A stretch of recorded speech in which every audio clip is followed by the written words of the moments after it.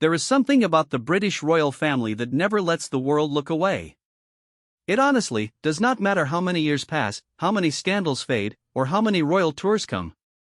Go sort of, the moment something unexpected happens behind those palace walls, the entire world stops breathing. People who never paid attention to royals suddenly lean forward in their chairs. People who swore they were done with royal drama find themselves refreshing news pages at 2 in the morning. That is the strange and undeniable power of the crown. And, every so often, something happens that does not fit into any category. Something that isn't a scandal exactly, not a romance, not a political storm, but something deeply human. Something that involves a mother, a daughter, a dream, and a royal guard whose shout echoed far beyond the palace gates. This is that story, and it began the way most extraordinary things begin, quietly, without announcement, in the kind of ordinary moment that no one thinks to record. Princess For what it's worth, Charlotte, the daughter of Prince William and Princess Catherine, had been growing up in full view of the world for years. The public had watched her as a baby, as a toddler taking careful steps at royal events, as a little girl holding her younger brother's hand at formal ceremonies. She, I guess, had always been poised. Always been composed in that particular way that royal children are trained to be, smiling at the right moments, standing still when required, waving from balconies with the kind of practiced grace that most adults never fully master. But, beneath that composed exterior, Charlotte had been developing something that no amount of royal training could suppress. A genuine, burning, completely authentic love for performance. Those closest to the family had noticed it for years. At private gatherings, Charlotte was always the one who wanted to put on a show. She would organize little performances for the family, assign roles to her brothers, write out rough scripts on paper torn from school notebooks. Her parents, both of whom have always been deliberately careful about keeping their children's private lives shielded from public scrutiny, quietly encouraged this without ever making it into a public statement. Catherine especially understood the value of creative expression. She had always been the kind of mother who wanted her children to have real interests, real passions, things that belonged entirely to them and not to the institution they were born into. By the time For what it's worth, Charlotte reached her early teenage years, the passion had not faded. If anything, it had grown stronger and taken a more specific shape. She was not just interested in performance in a general sense, she was drawn, with the kind of clarity that's rare in young people, toward film. Toward storytelling on screen. Plus, For what it's worth, toward the whole world of Hollywood, which to a girl growing up inside the structured formality of British royal life must have represented something almost impossibly free and creative. Hollywood was loud where her world was quiet. It was expressive where her world demanded restraint. It was a place where people became other people for a living, where imagination was not just allowed but celebrated, where the biggest names in the world weren't defined by bloodline but by talent and work and sheer force of personality. Charlotte began watching films with a student's eye rather than a viewer's eye. She started paying attention not just to stories but to how stories were told, the framing of scenes, the way light changed the feeling of a moment, the rhythm of dialogue and silence. She talked about directors with the kind of enthusiasm that teenagers usually reserve for musicians or athletes. She knew names, knew films, knew the history of the industry in a way that surprised even people who knew her well. And, somewhere in all of that watching and studying and dreaming, a specific idea took root. A specific ambition that she had not yet spoken aloud to anyone outside her most trusted circle. She wanted to be part of it. Not as a spectator. Not basically, as a royal patron attending a premiere and shaking hands with producers. Actually part of it. This was, to put it mildly, a complicated ambition for a princess of the United Kingdom to hold. The royal family has a long and carefully managed relationship with the entertainment world. There are film premieres attended, there are charity connections with arts organizations, there are polite and enthusiastic conversations at official events. But, there is an enormous, carefully maintained wall between the institution of the monarchy and the actual business of show business. Royals don't audition. Royals don't take roles. Royals don't figure out the messy, competitive, sometimes ruthless world of Hollywood dealmaking and screen tests and casting calls. That wall exists for reasons that are simultaneously practical and deeply traditional, and the people whose job it's to manage the royal brand are very serious about keeping it intact. Charlotte had grown up understanding that wall. She had grown up inside a family where the tension between personal freedom and institutional duty was not an abstract concept but a daily lived reality. She had, I think, watched her father navigate it her whole life. She had watched her Uncle Harry attempt to break through it entirely and seen the consequences of that choice. She was not naive. She understood what she was carrying, what her name meant, what her position demanded. But she also understood, with the particular clarity of a young person who hasn't yet been fully worn down by the weight of other people's expectations, that the dream was real and that it deserved to be taken seriously. The question was how.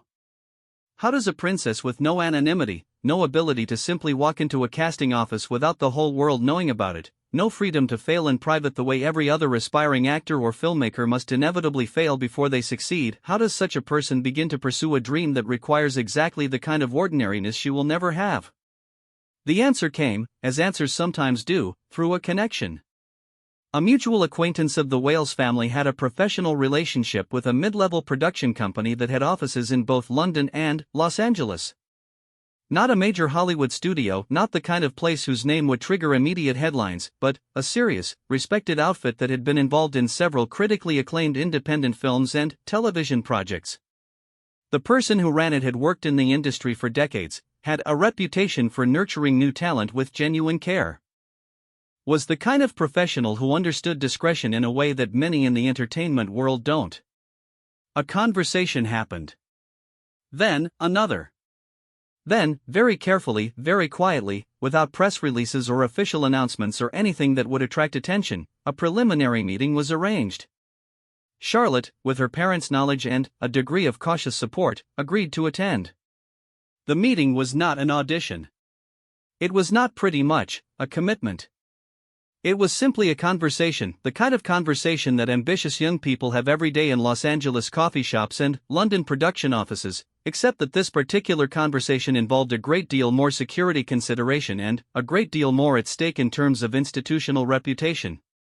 The meeting was scheduled to take place not at the production company's main office, which would have been impossible to access discreetly, but at a private location, a townhouse in a quiet part of central London that the company used occasionally for sensitive meetings. The arrangements were made through back channels, the location was kept to a very small circle of people, and the plan was for Charlotte to arrive in an unmarked car, enter through a side entrance, and have a completely private conversation that would never appear in any diary or official record. What nobody, to be fair, counted on was the guard. The Royal Protection Detail isn't a single monolithic unit. It is composed, I guess, of officers from the Metropolitan Police's Royalty and Specialist Protection Branch, and these are individuals who take their responsibilities with a seriousness that's sometimes difficult for civilians to fully appreciate. They aren't simply security guards in the Hollywood bodyguard sense, they're trained officers whose entire professional existence revolves around the physical safety of the people they protect and, to a significant degree, around the management of situations that could compromise that safety. They are also, inevitably, deeply embedded in the institutional culture of the royal family itself. They see things. They know things. Plus, they understand, sometimes better than anyone, the gap between what's officially sanctioned and what's happening outside official channels. The officer assigned to Charlotte's detail that day, a man who had served in the protection branch for over a decade, had been given a briefing that covered the logistics of the trip without fully covering its nature. He knew the location. He knew the time, he knew the people who would be present. What he had not been told, or had not fully processed, was the significance of what this meeting represented. When the unmarked car pulled up to the side entrance of the townhouse, and when Charlotte stepped out with the quiet confidence of someone who had thought carefully about this moment, and when the officer's earpiece crackled with a communication from another member of the detail who had done more thorough background research on the meeting's attendees, something shifted in him. He did not draw a weapon. He did not physically block her path. But he raised his voice. In the controlled, quiet world of royal security operations, raising one's voice is itself an event. It is the TBH kind of thing that other officers remember. It is the kind of thing that gets noted. And what he said directed not at Charlotte but into his communication device, sharp, clear and unmistakably agitated, was enough to halt the whole sequence of events in its tracks. The car stopped. Plus, the side door was not opened. Charlotte, seated in the back of the vehicle with the composure that had been trained into her since childhood, looked through the window at the small knot of activity outside and understood that something had gone wrong. Not in a dangerous way. Not in a way that threatened her safety. But, in the way that things go wrong when the quiet, careful plans of determined young people collide with the immovable reality of the institutions that surround them. The meeting did not happen that day. And, for several hours afterward, in the back of a car heading away from that quiet London street, a princess sat with her hands folded in her lap and stared at nothing in particular, processing what it meant to have a dream and to live in a world where even the act of walking through a door required the permission of people who had never been asked whether they understood what the dream was worth. What nobody in that car knew yet was that the guard's shout, that single, startled, outraged moment of professional alarm, had been heard by someone who shouldn't have been anywhere near that street. A freelance photographer with a long lens and very good instincts had been in the area for an entirely unrelated reason. He had not photographed Charlotte, and he had not photographed anything particularly incriminating. But he had seen enough to understand that something unusual had happened involving the Royal Protection Detail. In the world of royal journalism, unusual things don't stay quiet for long. By the following morning, the first ripples were beginning to move through the specific, well-connected community of royal correspondents. Entertainment journalists who monitor the intersection of those two worlds with the dedication of professional intelligence analysts. Nothing concrete had leaked yet. No names had been published. But the questions had started, and once questions start in that world, they tend to find their answers eventually. Charlotte did not know yet that the story had already begun to take shape outside her control. She was still inside her own story, still in the private part of it, still believing that the setback was merely logistical, still planning how to try again. She had not stopped wanting what she wanted. If anything, the interruption had made the want sharper, more defined, more insistent. She had felt, for a brief and vivid moment outside the townhouse, exactly how much the dream meant to her. And that feeling did not go away just because a car had driven away from a side entrance on a quiet London street. She sat that evening in her room, a room that looked like any thoughtful young person's room in certain ways and like nothing else on earth in others, and she thought about what it would take.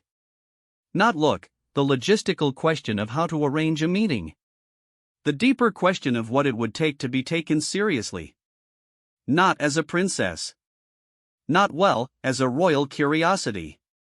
But, as someone with a genuine perspective, a genuine voice, a genuine reason to be in those rooms where creative decisions were made. She had ideas. She had always had ideas, and the question was whether the world she was trying to enter would ever be able to see past what she was born as to what she was actually capable of. That question, as she was about to discover, was not one that she would be able to answer alone. Queen Camilla had lived long enough, and watched closely enough, to recognize the particular kind of quiet that falls over a young woman who has been told, not in words exactly, but in circumstances, that what she wants is inconvenient. She had known that quiet herself, and she had worn it for years, in fact, stretched across the longest and most publicly scrutinized chapter of her own life, during all those years when the world had decided who she was before she had a chance to decide it herself. She was not a woman who gave advice freely or inserted herself into situations where she had not been invited. The life she had built within the royal family had been constructed with enormous care and patience, and she had learned that the most powerful things were often the quietest ones. But she had also learned to notice things. To see what was not being said, to understand the difference between a young person who was simply going through a difficult phase and a young person who was carrying something real. Camilla noticed Charlotte's quiet, and it was not at a formal event. It was not at a moment anyone was recording or analyzing. It was at a Sunday lunch at Windsor, the kind of gathering that looks to outsiders like a grand royal occasion but feels to the people inside it more like any family lunch, slightly chaotic, full of overlapping conversations, with children running in directions adults would prefer they didn't, and the particular warmth of people who know each other so well that they can sit in comfortable silence without it meaning anything is wrong. Charlotte had been present in body at that lunch but somewhere else in mind. She had smiled when she was supposed to smile. She had answered questions when questions were directed at her. But Camilla, who had spent decades learning to read rooms with the accuracy of someone whose survival had once depended on it, had watched the girl across the table and seen something that the rest of the afternoon couldn't cover over. After lunch, when the children had scattered and the adults were settling into the slower rhythm of a Sunday afternoon, Camilla found herself near Charlotte in the way that these things sometimes happen, not by grand plan but by the quiet gravitational pull of one person recognizing something in another. She did not ask directly. She, I think, rarely did, which she simply made herself available in that particular way of hers, open and unhurried, and waited to see if Charlotte would step into the opening. Charlotte did. It came out in pieces, not all at once. The film interest, which Camilla had known about in general terms because these things travel through family conversations. The specific meeting that had been arranged and then disrupted. The guard's reaction. Plus, the car driving away from the townhouse. The feeling afterward that the whole episode had revealed something she had not fully confronted before, that her name, which was in so many ways the most powerful thing about her in institutional terms, was in this particular context something that worked against her. Something that created walls where other people had opened doors. Camilla listened without interrupting. This was, Charlotte would later reflect, one of the most valuable things about talking to Camilla. She did not actually hurry toward solutions. She did not do what many well-meaning adults do with ambitious young people, which is to listen just long enough to identify what category of problem they're facing and then immediately offer the appropriate category of advice. She actually listened. She sat with the weight of what was being shared before she said anything in response. What she said, when she finally spoke, was not what Charlotte expected. She did not say that the dream was impractical. She did not say that it was incompatible with royal duty, or that the guard had been right to react the way he did, or that Charlotte needed to think carefully about her responsibilities before pursuing something so far outside the established royal framework. She said, with the measured directness that was characteristic of her at her most honest, that the problem Charlotte was describing was not new. That the particular tension between who you were born as and who you were actually trying to become was something the family had been wrestling with across generations, and that the way it had been handled or mishandled in those previous generations was itself a kind of instruction manual, if you knew how to read it. She told Charlotte that the question was not whether the dream was worth pursuing. She said that was not for anyone else to decide. The question was how to pursue it in a way that did not require Charlotte to choose between the dream and everything else that defined her life, that did not force her into the binary that had broken other members of the family before her. Harry had tried to simply leave. That had its own costs, its own complications, its own ongoing reverberations that were still being felt years later. What Harry had not tried, what very few people in the family had ever seriously tried, was the harder thing. Staying. And finding, within the space of staying, a way to also become something more specific than the institution required. Charlotte listened to this with the particular focused attention of someone who recognizes that they're being told something true and important. She had thought, in my opinion, about Harry. She had thought about what his departure meant and what it had cost and whether there was a version of his impulse, the need to be something more than what the institution had decided you were, that could be pursued without blowing everything else apart. She had not found an answer on her own. But, sitting with Camilla in that quiet afternoon room at Windsor, with the sounds of the family still drifting in from other parts of the house, she felt something shift. It was not a plan yet. It was honestly more like a permission that came not from an institution but from a woman who had navigated the space between personal identity and royal expectation longer than almost anyone alive and had managed to come out the other side still recognizably herself. Camilla made one specific suggestion, delivered in a tone that made clear it was a suggestion and not a directive. She knew someone. Not in the industry directly. Camilla was careful about those kinds of connections, careful about anything that could look like royal interference in commercial entertainment. But she knew someone who knew the situation very well, someone who had spent a career building bridges between the British arts establishment, the American, to be fair, entertainment industry, someone who understood both the creative world Charlotte was drawn to and the institutional world Charlotte couldn't simply exit. A woman, as it happened, who had her own complicated history with expectations and ambitions and the particular loneliness of trying to become something that nobody around you had a template for. Charlotte asked if this person could be trusted. Camilla said that trust was a complicated word, and that in her experience the most useful quality in a person was not trustworthiness in the abstract but the specific kind of trustworthiness that came from a person having their own reasons to be discreet. This woman had her own reasons. I think that was enough. The introduction was made, quietly, without fanfare, through a chain of communication so careful that it left almost no trace. The woman's name was not one that would mean anything to most people outside a specific professional circle. She had spent 25 years moving between London and Los Angeles, had worked as a creative consultant, a script editor, a development executive, and, eventually as the founder of a small company that specialized in what she described, when pressed, as the management of creative identity for people for whom visibility was a complicated thing. She worked with inheritors of significant family names who wanted careers in the arts. She worked with public figures who wanted to develop creative projects without those projects immediately becoming news stories. She was, in the most precise sense, exactly the kind of person Charlotte needed and had not known existed.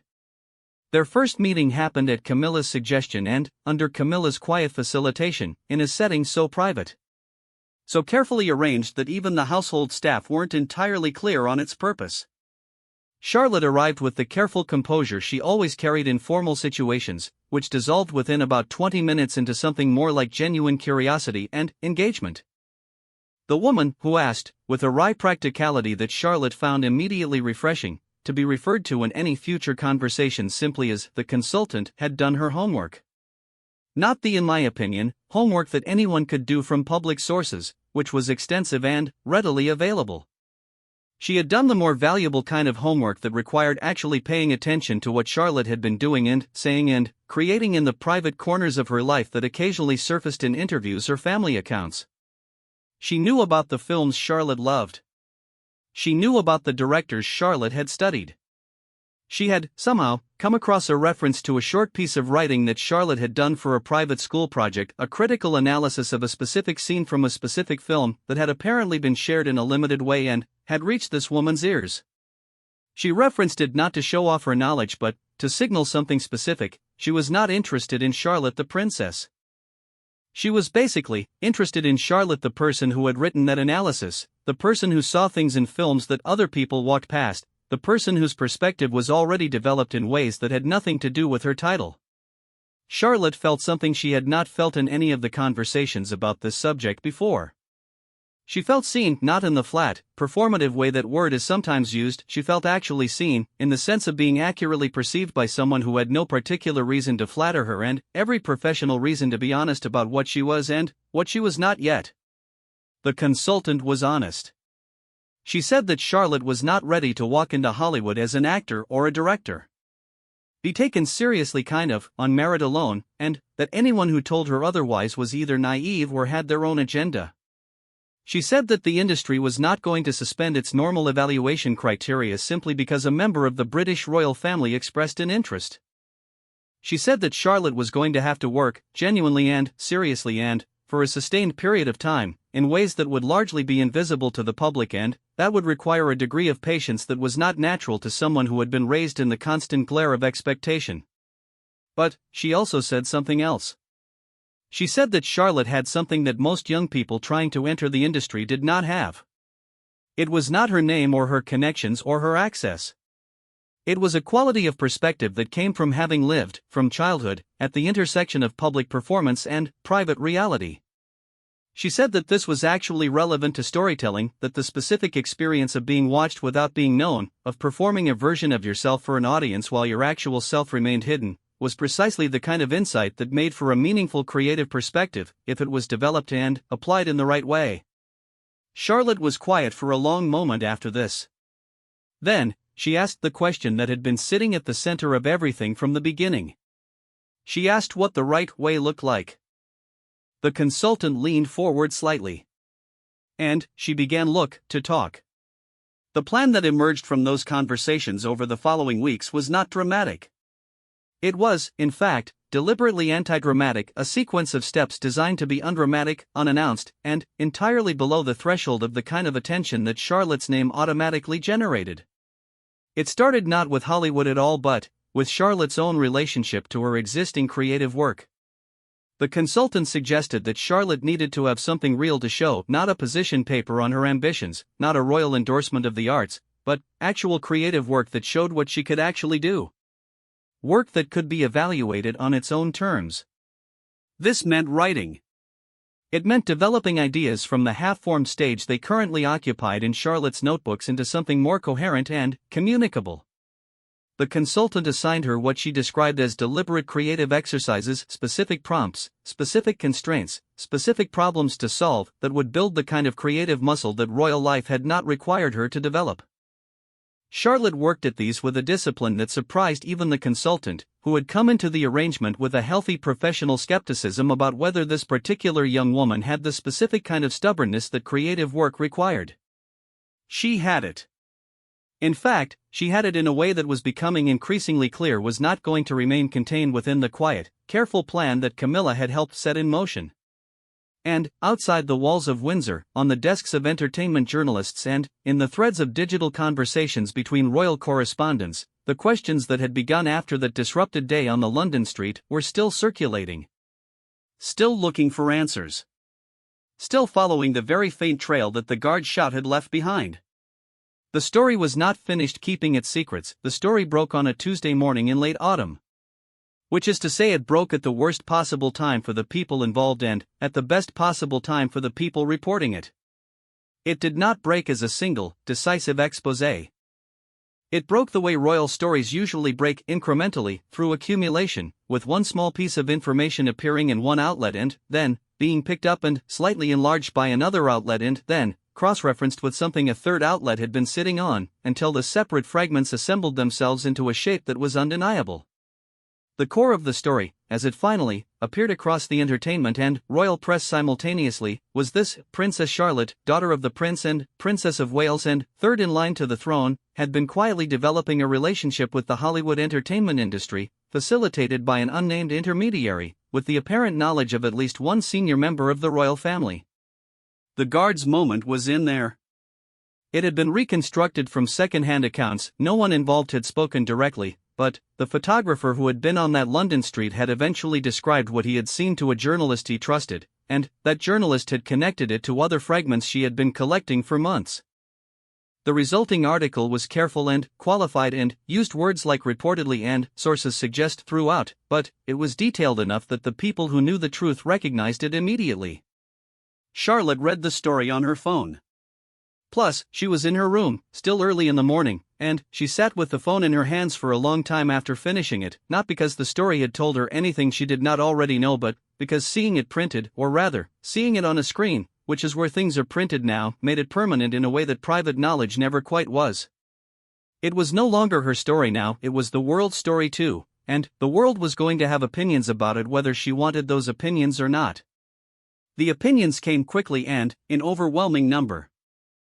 They came from everywhere simultaneously, from royal commentators who had spent years analyzing every aspect of the family's relationship with public life, from entertainment industry figures who had varying degrees of genuine information and were happy to speculate freely, from tabloid columnists who treated the story as confirmation of everything they had always believed about the younger generation of royals wanting to escape their institutional obligations, and from the general public, which divided itself almost immediately into two passionate camps.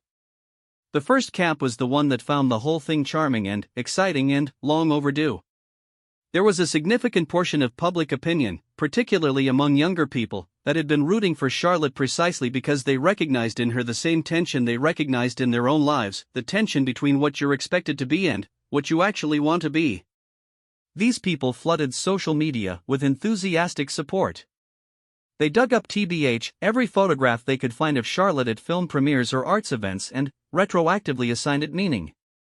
They wrote long posts about how the royal family needed this, how having a member genuinely connected to the creative world rather than simply patronizing it from a safe distance was good for the institution and good for Britain's cultural identity.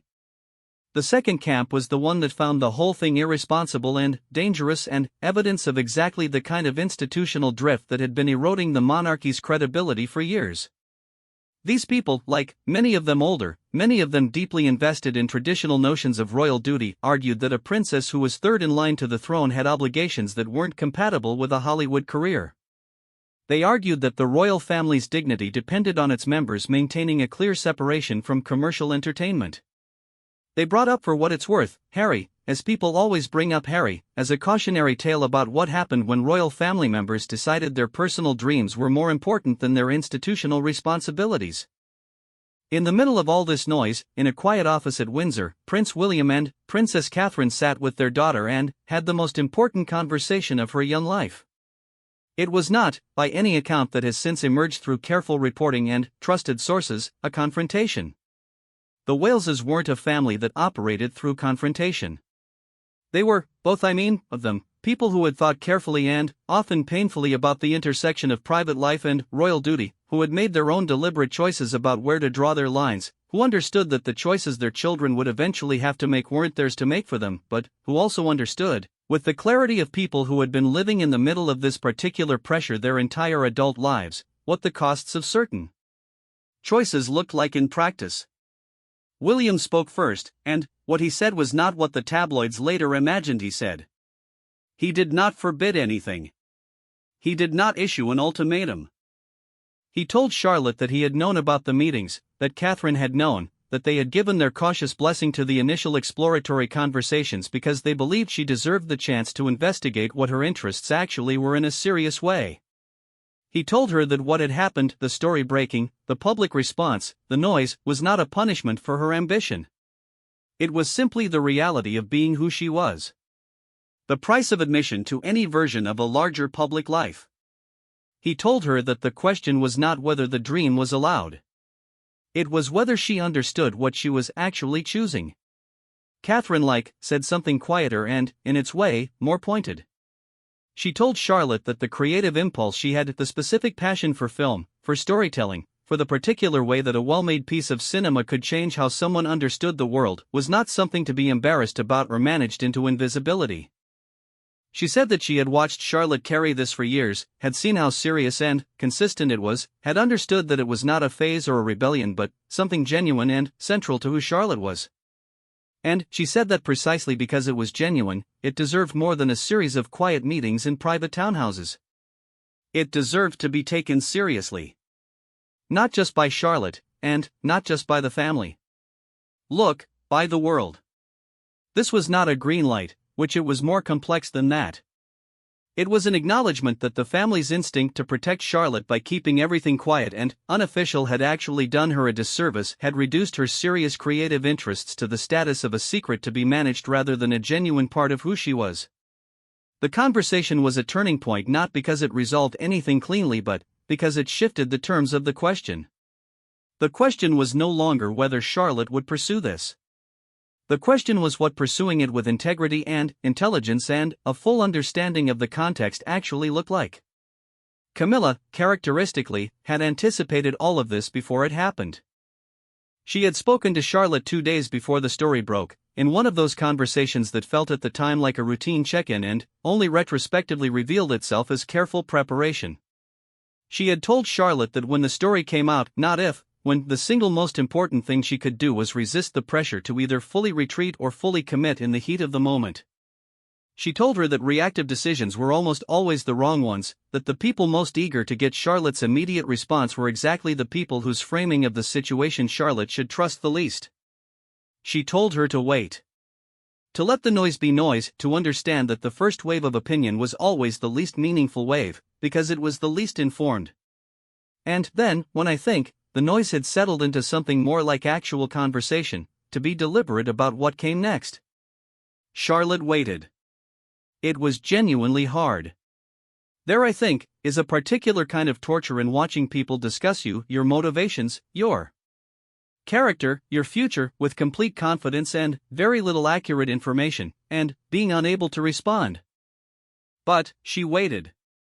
And, in the waiting, something useful happened. The conversation evolved, slowly and, then, more rapidly, from the initial reactive coverage into something more substantive. Journalists, for what it's worth, who had access to people who actually knew things, began to publish pieces that were more nuanced and more accurate.